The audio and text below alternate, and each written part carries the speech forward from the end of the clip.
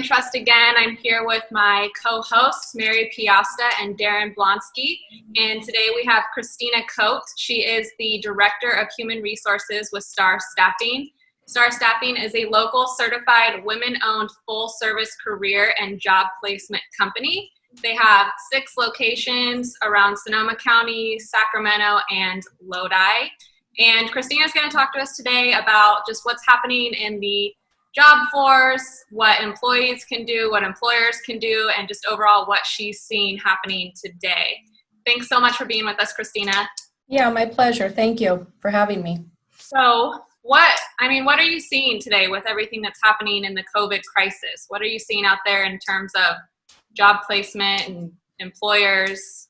What's the environment like? Well, it's still kind of day to day. A lot of companies, are just now starting to get through the stricter shelter-in-place orders and just starting to catch up, especially HR departments, to the new norm and opening up slowly, and what that looks like for each business, depending on what they do and what their workforce looks like and what kind of business they have coming in. What I'm seeing, which is kind of surprising, is, the stats. I think I just looked at it in Business Insider. There's like 39 million unemployment claims over the last nine weeks, I believe. And you would think with that many people in the job market that you would have, for the open positions that we have, you would have a lot of applicants applying to go back to work.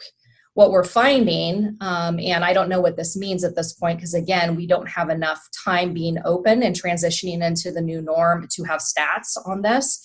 But what I'm seeing is that, surprisingly, a lot of people are not quite ready to come back to work. They have challenges like kids being out of school, no childcare facilities open. They might have a significant other at home that has lost their job or has a different looking job or is working from home. They might have fear of coming back into the workplace because of health. They're not sure how this is all going to play out.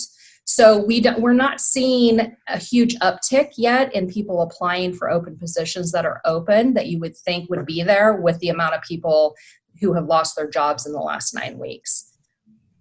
Are you seeing maybe that employers who are needing to place somebody into a position, maybe they're willing to be a little more flexible with schedule or something to help get people who maybe have reasons why they can't come back to work as a full-time employee, whether it's for kid care or spouse or something like that? Are you seeing that employers are offering some flexibility in terms of filling those positions? Yeah, and we have as well, because we had that challenge when we first went through the first 8 weeks with the stricter shelter-in-place orders. We had to either furlough some employees based on the business that was coming in, and we had to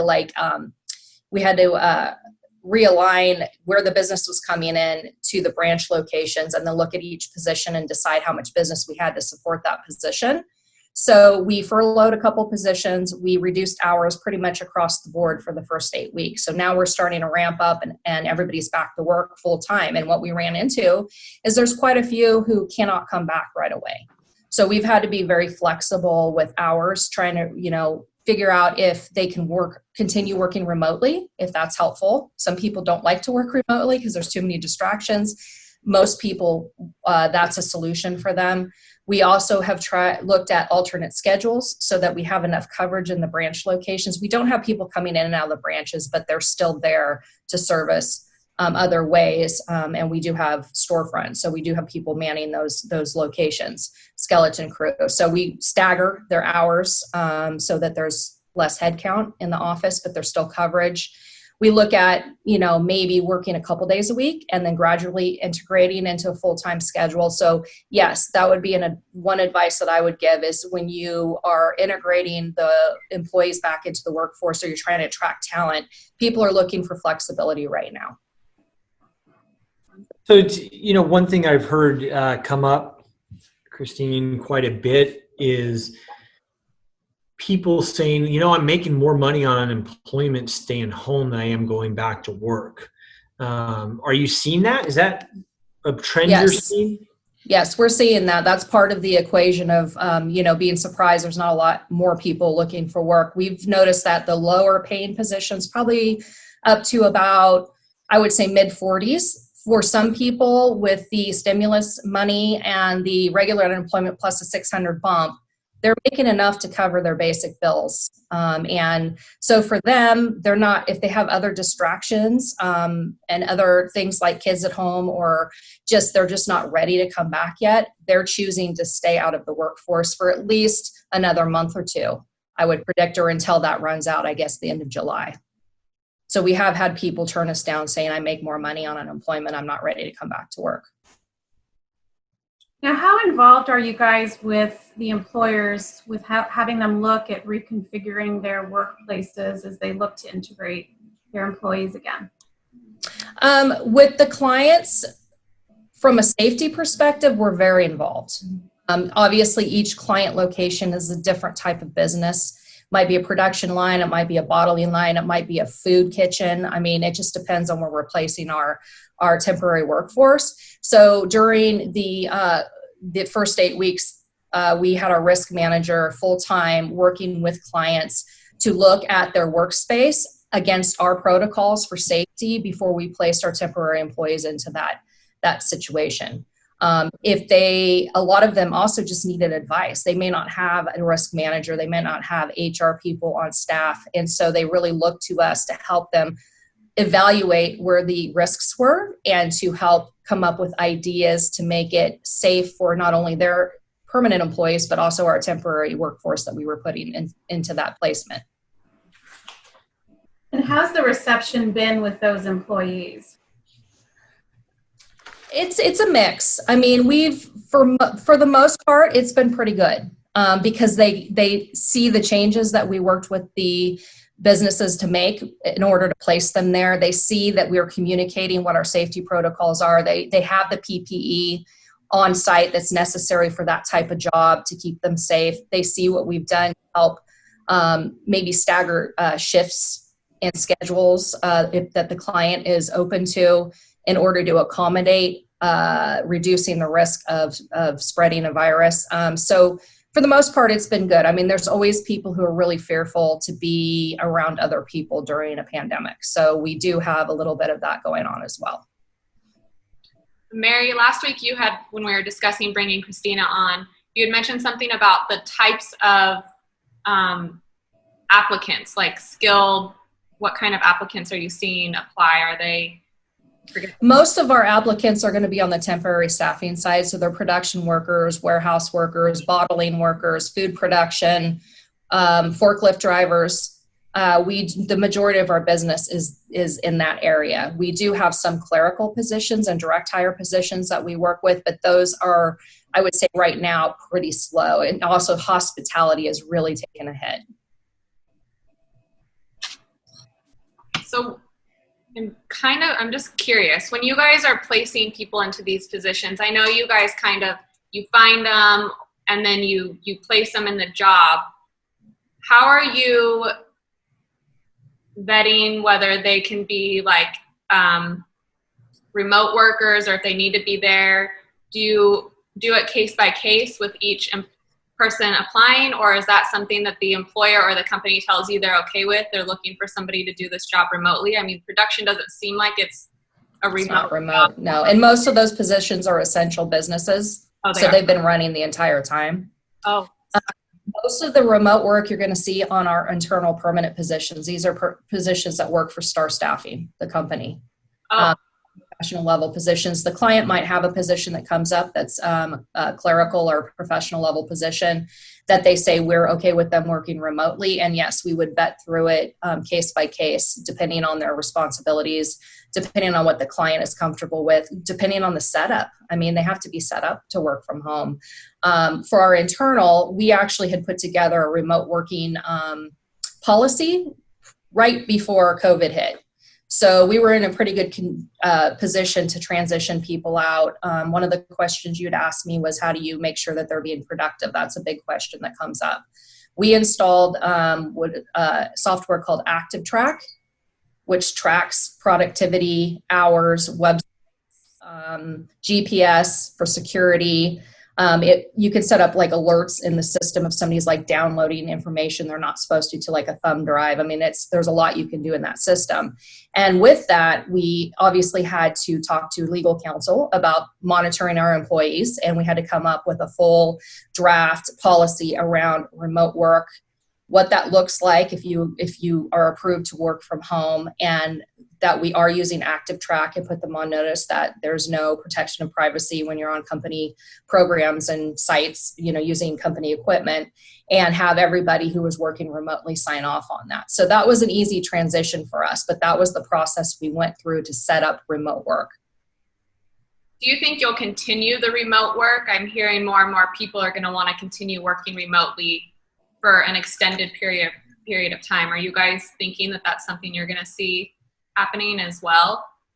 For internal positions, yes. There are certain positions we've already said are not coming back to the office as a result of this situation. Right now, they're mostly marketing positions, a couple corporate positions. I'm kind of quasi-remote. There's days I come in, days that I don't. I come in to support the team that's here, but then I also work from home. So yes, I think that overall, not just our business, but any business, that's kind of the direction the new norm is going towards with a lot of positions. Now you're in the trenches helping businesses in different counties too. Is there any insight that you're seeing looking from county to county here? Not any that jump out at me. I mean, I think overall most businesses they're all trying to get their mind around what the new norm looks like for them moving forward. As far as HR work goes, I mean, it all comes down to what the guidelines are. What are the city guidelines for that area? What are the county guidelines? What are the CDC guidelines, federal, state, and making sure that we have our policies in place in alignment with those guidelines. So I have a two-part question. What can businesses do to attract talent right now in the current state that we're in? And then on the flip side of that, what can people out there looking for jobs do to make themselves look more desirable for the position right now? Well, recruiting has already changed permanently, in my opinion, based on this situation. Their recruiters, if they hadn't already had a online or virtual process, that's the first step. We need to get, the new norm is to do most of this virtually, on the phone, via social media, via apps that are coming out for finding talent. So you need to kind of move in that direction depending on what kind of budget you have and what kind of systems you have and the IT part of that. For us, we're definitely utilizing more online apps and social networking, social groups on social network, LinkedIn, virtual job fairs. Our marketing department is putting in a huge effort to use marketing as a way to leverage talent coming into the company. Just what we post and the services we provide and the interest in that. So yes, I mean, just really leveraging a virtual environment. Be very creative of where you're finding people and who you're connecting with. And then what about for people who are looking? How can they make themselves stand out in today's world? I feel that's kind of a big question because it depends on the position. I think one of the main things is, again, making your social media presence larger than maybe it has been in the past, or updating it so that it's more professional.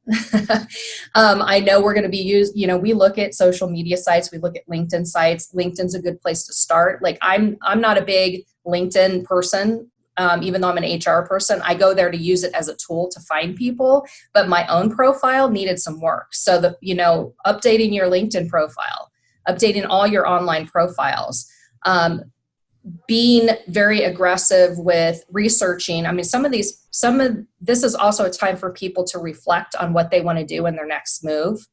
What do they really want out of their next position, and spend some time vetting through what they're looking for, what kind of company they want to work for, what kind of culture they want to work for, and then doing the research in order to narrow that down. And even if that company is not currently hiring, still reaching out via social media, reaching out via email to the hiring managers and saying, hey, I'm really interested in your company. This is why I want to work for you.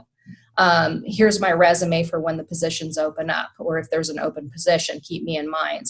I think too that if you want, this is a good opportunity for people to pause and update their skills. There's a lot of online courses right now that normally cost a lot of money that are either free or minimal cost. Take the time to update the skills you think you need to transition you into your next position, and then use that as leverage as well. That's great advice. I had a friend who was going through resumes for the place she works at, and she kept seeing resumes that were saying hashtag ready to work. And she was like, why are people putting hashtag ready to work? What is this? And we're only, we're 29. So we're like, hashtag ready to work. I wasn't doing that on my resumes, but I guess it's a thing now because you're online so much for your employment, and that's how recruiters. Yeah, it'll try. Yeah. Okay. So, just get very creative in the way you use social media and the way you present yourself, and then also use the opportunity to really think about what you want to do in your next position and what that looks like for you, and then prepare yourself by taking advantage of online courses or updating your skills in a certain area. I think that's probably the best advice I can give at this point. Daren, Mary, I'm sorry, I totally hijacked this. Did you guys have questions that you were wanting to ask? No. Well, it's just, I wonder, and this is more kind of just a thought, but I wonder how long it will take the workforce to start really normalizing. And I certainly don't think that until the incentives are removed not to work, that will fully shift. Is that kind of what you are finding in the staffing side of the world? Well, a lot of our staffing positions, like I said, were considered essential business. So we didn't fully close down during this period of time. But yeah, I think overall that's pretty accurate. Yeah. It's interesting. Mm-hmm. And you would especially expect with the number of unemployment. The unemployment numbers are just insane right now. They are insane. That you would think you would have people pounding your doors down. No, that it's surprising. At this point, but it's still pretty new. In a month, it could look completely different. That's the thing. It's so unpredictable right now. But that's just something that I've noticed, and my recruiter that I work with have noticed. We would think that there would be more people knocking at our door, and it's actually kind of a little bit more difficult right now to find people. Yeah. I just, I heard the other day, someone was talking about, there's three groups of people during this whole crisis, and there's the kind of the cavalier group that are just going to go out and work and keep doing whatever they're doing, and they're not going to care. And if they get sick, they get sick. That's the group partying in the Ozarks this weekend that we all saw in the media. Yeah. And then you got the wait and see group, right? Where I think a big portion of the population is like, well, let's see if people start getting sick again. And then maybe we'll start having confidence to go out. And I think that's probably the huge chunk of the population. And then you have the certain part of the population, which is those people that aren't going to go out until there's a vaccine or a therapeutic, and they're really confident they're not going to get it because they have some compromised system going on or one of the high risk factors. And you think that's definitely has to lag. And certainly if people can survive on unemployment watching Netflix and playing video games all day, like, why would you go back to work? I don't know. Yeah, right? It's going to be interesting to see. I think in 2 months we'll have a lot more data on that who fits into what category you just explained. Right. I think it's still, businesses are just still starting to just reopen and HR departments trying to get their mind around what that's going to look like. And we're still kind of in the tail end of the transition until we can really take a look at what's coming in and what's prompting people to come in and have enough time with that to actually have data on that. But yeah, you're absolutely right. It's going to be interesting to see who does what. Every day brings a new interesting wrinkle to this whole thing, doesn't it? Never a dull moment. That's my motto in HR. No, Never a dull moment. What are you finding from the HR perspective? We talked with an attorney last week and we were really talking about, what are the aspects that employers who are bringing people back to work that they need to really be doing in order to protect themselves, not just immediately from the potential of being infected, but from a potential lawsuit down the road if, one of their employees gets a bunch of people sick or something like that. There's a whole new levels to this. Yeah, it's pretty complicated. There is a risk at bringing people back. And part of that, mitigating that risk, is having really strict, clear, communicated policies in place based on the guidelines that are out there, and making sure that they're updated accordingly whenever they change. So that if you do get a claim, you can show that you had a policy, that you followed the policy. We don't want anybody to get sick. You have to just show that you did your due diligence to combat anything like that. Also, if somebody is sick, absolutely, like I said, we have a control in place where if somebody has a cold, if they think they've been exposed, if they wake up and we ask people to take their temperatures at home, if they have a fever, you absolutely cannot come to work. Not that people won't show up, because sometimes people do, but then they get sent home. But we make them call in and get cleared through our risk manager based on the protocols we have in place. So if there's even an inkling that something might be off, she has to approve them to come to work. If we find out somebody's traveled in an area they're not supposed to be traveling in, they have to self-quarantine under CDC guidelines and state guidelines for 14 days before they can come back to work. So just being really clear and strict on those policies. I think too, a lot of it just based, the other side of that, like I said, is the culture. There's a lot of communication right now that needs to go on in the culture. People are scared. People don't know what's going to happen. People have situations going on at home that are not normal for them leading up to this period of time. And you have to be, as an HR person, a lot more observant of if somebody's not doing well and having conversations with that person. If they're struggling, hey, what's going on?